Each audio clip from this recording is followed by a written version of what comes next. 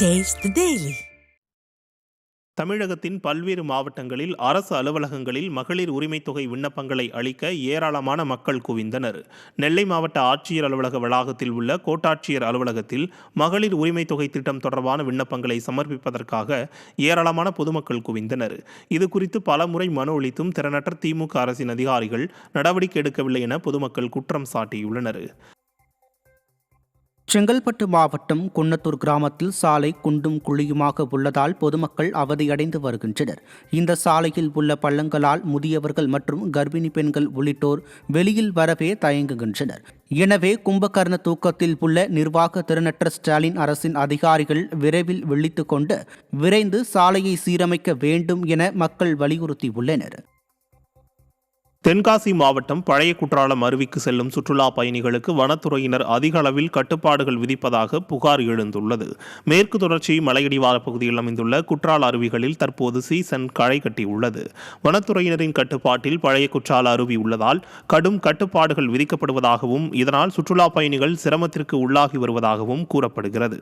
மேலும் சிற்றுண்டிகள் சாப்பிடுவதற்கு அருவி பகுதியில் கடைகளுக்கு வனத்துறையினர் அனுமதி வழங்காததால் உள்ளூர் வியாபாரிகளின் வாழ்வாதாரம் பாதிக்கப்பட்டுள்ளதாக அவர்கள் தெரிவித்துள்ளனர்.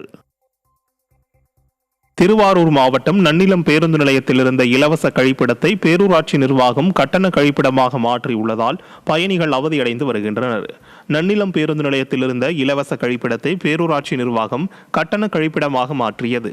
இதன் காரணமாக பெரும்பாலானோர் பேருந்து நிலையம் அருகில் திறந்த வெளியில் சிறுநீர் கழிப்பதால் அப்பகுதி முழுவதும் துர்நாற்றம் வீசுகிறது. விடிய அரசின் பேரூராட்சி நிர்வாகம் பேருந்து நிலையத்தை முறையாக பராமரிப்பதில்லை என குற்றச்சாட்டு எழுந்துள்ளது.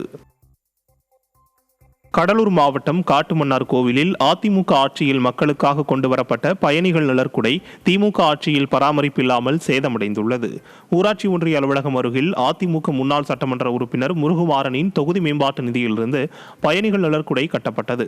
இந்நிலையில் போதிய பராமரிப்பு மேற்கொள்ளாமல் பயணிகள் நலர்குடை சேதமடைந்தும் இருக்கைகள் உடைந்து விழுந்தும் காணப்படுகிறது. இதனால் இப்பகுதியில் பேருந்துக்காக காத்திருக்கும் பயணிகள் உட்கார வசதி இல்லாமல் நின்ற வண்ணமாகவே உள்ளனர்.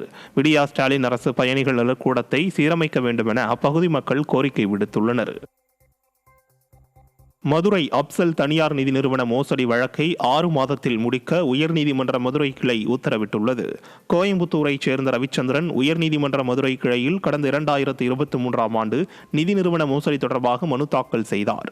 இது தொடர்பாக நடைபெற்ற விசாரணையில் நிதி நிறுவனங்கள் நடத்தி மோசடியில் ஈடுபடுவது ஒவ்வொரு வருடமும் அதிகரித்து வருவதாகவும் இதில் அதிகம் படிப்பறிவற்றவர்களே பாதிக்கப்படுவதாகவும் நீதிபதி வேதனை தெரிவித்தார். மேலும் இந்த விவகாரம் தொடர்பாக ஓய்வு பெற்ற உயர்நீதிமன்ற நீதிபதி மற்றும் மூத்த IAS அதிகாரி தலைமையில் குழு அமைத்து விசாரணையை 6 மாதத்தில் முடிக்க உத்தரவிட்டார்.